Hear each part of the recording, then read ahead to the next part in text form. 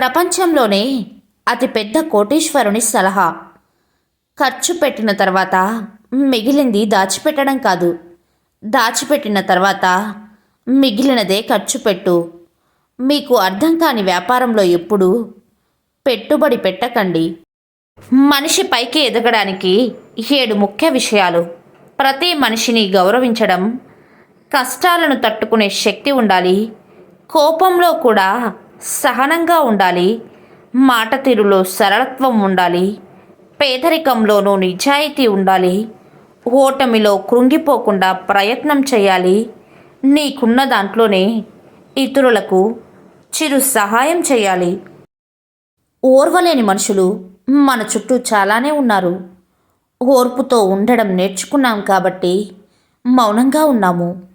తొక్కబడిన చోటే నిలబడి చూపించు. నీ విజయం ఎలా ఉండాలి అంటే, నిన్ను చులకనగా చూసి హేళన చేసిన వాళ్ళ ముందే తల ఎత్తుకొని బ్రతికేలా ఉండాలి నీ విజయం. నీ ఆనందాన్ని పంచుకునే వారికంటే నీ బాధను పంచుకునే వారికే ఎక్కువ విలువ ఇవ్వు. ఎందుకంటే ఆనందం అందరూ పంచుకుంటారు, బాధ మనవాళ్ళు మాత్రమే పంచుకుంటారు. నటించడం రాకపోతే ఈ సమాజంలో నువ్వు ద్రోహిగా నిలబడక తప్పదు. ఎందుకంటే సమాజమే ఒక నాటకరంగం కదా. జీవితంలో ఎక్కువగా ఎవరిని నమ్మకు, మోసపోతావు. ఎవరి కోసం ఆలోచించకు, వాళ్ళకే అలుసైపోతావు. ఎక్కువగా విలువ ఇవ్వకు, గౌరవాన్ని కోల్పోతావు. ఎవరిని ప్రశ్నించకు, శత్రువు అవుతావు. ముందుగా నా వాళ్ళు అని ఆలోచించడం తగ్గించు. ఎవరి నుంచి ఏమీ ఆశించకు, అప్పుడు జీవితం బాగుంటుంది నేస్తమా. నిన్ను హేళన చేసేవారి గురించి అసలు పట్టించుకోకు. నువ్వు అటు వెళ్ళగానే ఇంకొకరి మీద పడతారు, అది వాళ్ళ జబ్బు.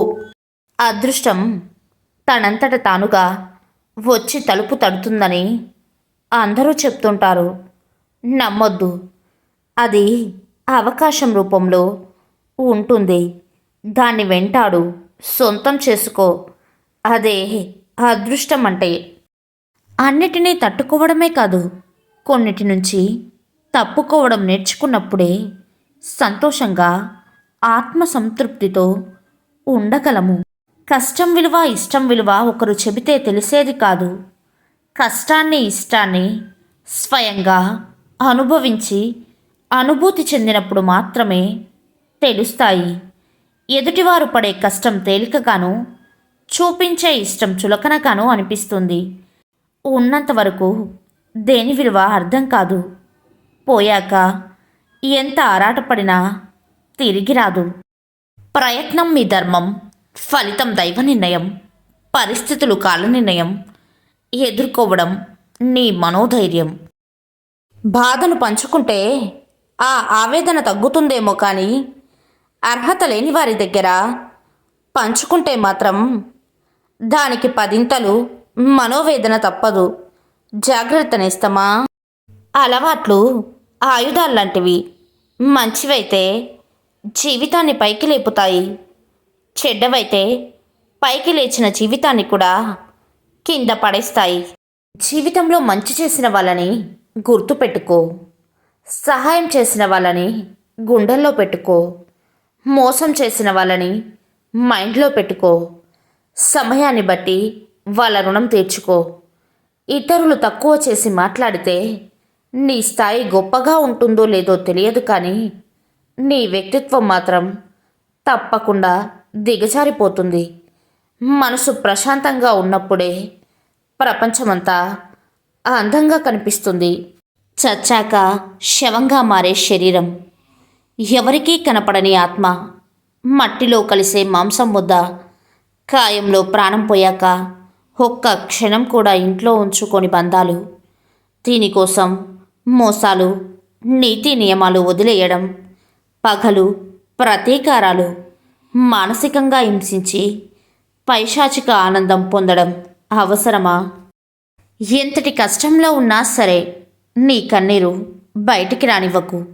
ఆ కన్నీరు చూసి నవ్వుకుంటారే తప్ప ఏ ఒక్కరూ కరిగిపోయి నీకు సహాయపడరు. డబ్బు లేని వ్యక్తికి సమాజం విలువ ఇవ్వదు. ఓడిపోయిన రాజుకు ప్రజలు విలువ ఇవ్వరు. పళ్ళు లేని చెట్టులోకి పక్షులు దరిచేరవు. ప్రపంచంలో అందరూ వారి వారి స్వలాభాన్ని చూస్తారు. ఎప్పటి వరకు మన నుండి ఎదుటి వారికి లాభం ఉంటుందో అప్పటి వరకే వారి దగ్గర మనకు విలువ ఉంటుంది నేస్తమా. జీవితంలో ఏది కోల్పోయినా పర్వాలేదు, కానీ ఇంకొకరి కోసం మనల్ని మనం కోల్పోకూడదు. ఎందుకంటే మన ఇష్టాలు ఏంటనేది మనకు మాత్రమే తెలుసు.